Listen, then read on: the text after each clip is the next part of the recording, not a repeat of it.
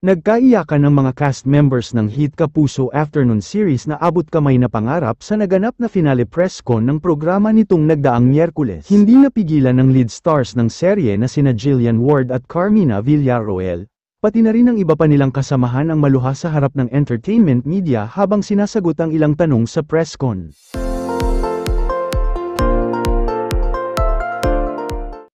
Huling 3 linggo na ng award-winning GMA medical drama simula next week kaya naman mixed emotions ang nararamdaman ngayon ng buong cast pati na ng lahat ng production staff.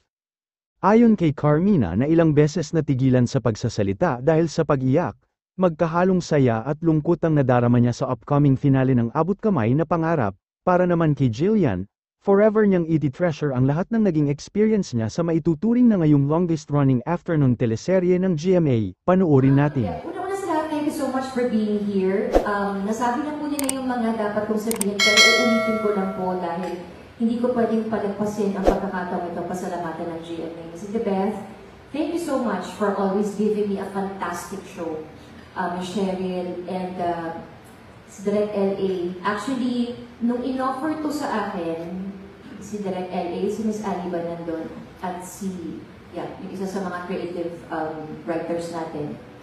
Nung in-offer nila sa akin to, medyo hesitant ako to accept because coming from Widow's Web, parang sabi ko, grabe, parang ibang-iba to.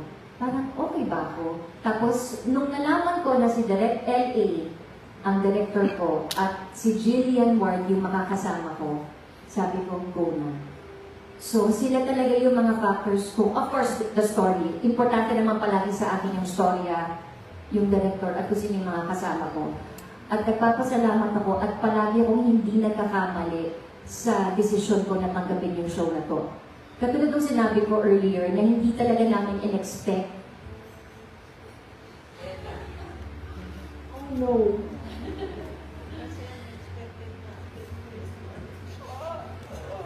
Wala, paano?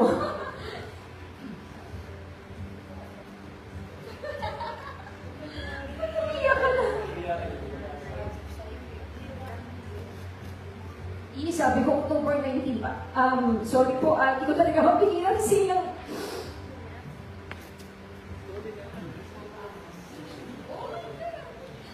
Mamaya may edit na naman ko. Sabihin na naman yung ibang gasol. Baka ko umiiyak. Kaya meron ako honesty ko. Bakit ako umiiyak ha? Nakakaawa naman sa TikTok na meron na naman akong kaaway. Sorry po. Jesus, can you understand? I can interpret. Okay. Seriously, asan na ba ako? Yeah. sorry. No, but seriously, from the bottom of my heart, thank you so much again, Jimmy, Miss Ali, Miss Joy, sa staff, sa hardworking staff namin. Thank you so very much. Sa crew, Direct April, Direct LA.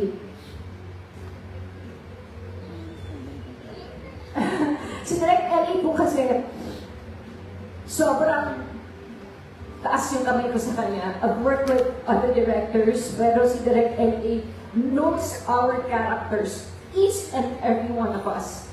Bida, maliit, matangkad, maliit.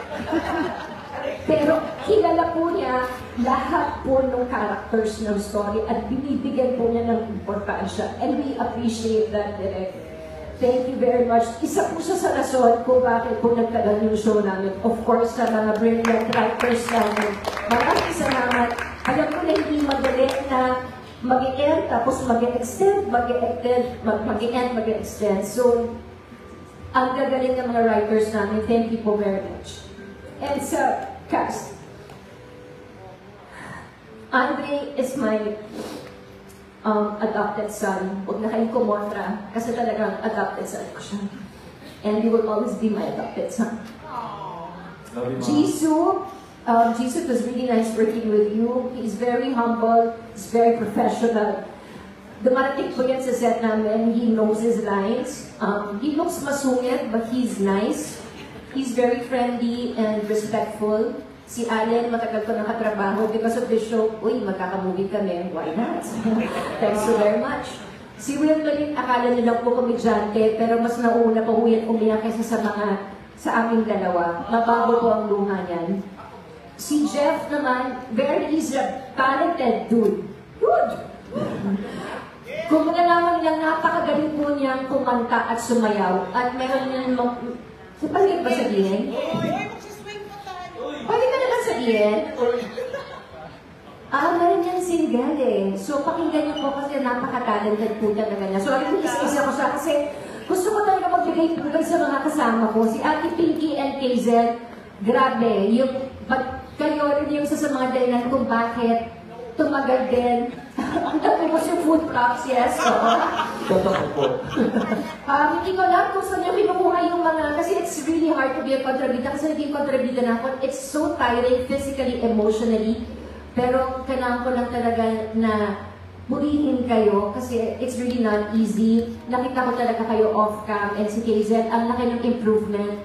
Simula tayo na pag umiyak ka, wala ka talagang tears. Pero this time, may tears ka na.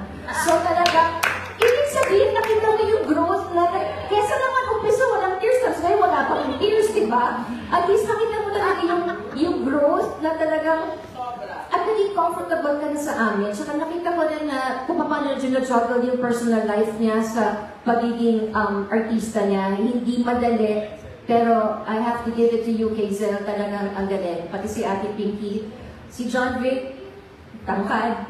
Oo, varsity player, ang galing. Ay, maganda rin ang boses mo. Maganda rin ang... Miss me. Oo, volleyball. Ang ganda ng... Hindi yung kwenta yung maganda rin naman. Maganda yung boses niya. Si Chucky, of course, haligi na rin ng industriya Pilipino kasi child star. But ngayon lang tayo nagkasama ulit sa isang show. So, happy ako na nagkasama tayo. Miss D, yun na lang. I love you. Ayan. Pati ko yung RY. Yes. Yeah. Wala na ako sasabi kasi I'm very comfortable with you and si Miss D and everyone. Si Jillian. Yun lang. Mamimiss kita, anak. At our show will end, but definitely yung samahan natin will here to stay. So, I'm sure makikita pa rin tayo. So, thank you very much. So, ako po ang habak ko ng dialogue ko. Okay, ikaw nice. Your turn to cry. Intro ko ba? At syempre, ang number one, youngest doctor sa Apex Medical Center, no other than Miss Jillian Ward. Okay, so medyo magiging mahaba yung sa akin. Iyak din ako. Una po sa lahat, thank you so much sa GMA, sa ganitong klaseng opportunity, sa creatives, sa writers, sa buong production team, and sa viewers. Thank you so much sa lahat ng support.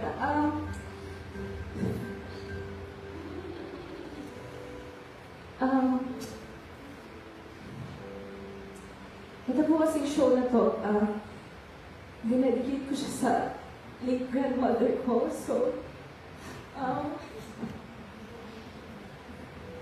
at first, nung tinawagan ko na para sa akin daw itong role na to, hindi pa po ako na-excite at all. Kasi sabi ko, batang doktor, sinong manonood?